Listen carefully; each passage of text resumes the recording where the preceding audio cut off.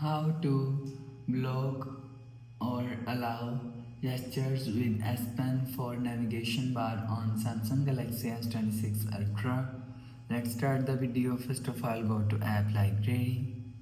Here click on Settings app. Now in Setting, scroll down and click on Display. After click on Display, scroll down and click on Navigation bar. After click on Navigation bar, click on Swipe to Gesture and click on More Open, and you will see Block Gesture with S Pen is here. If you want to allow gesture with S Pen for navigation bar, so turn on this button.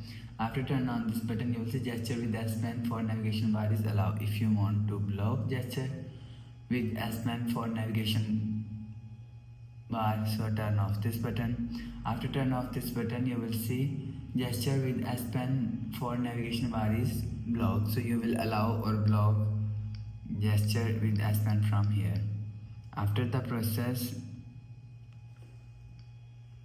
go back to home screen. So that's how you can block or allow gestures with S Pen for navigation bar on Samsung Galaxy S26 Ultra.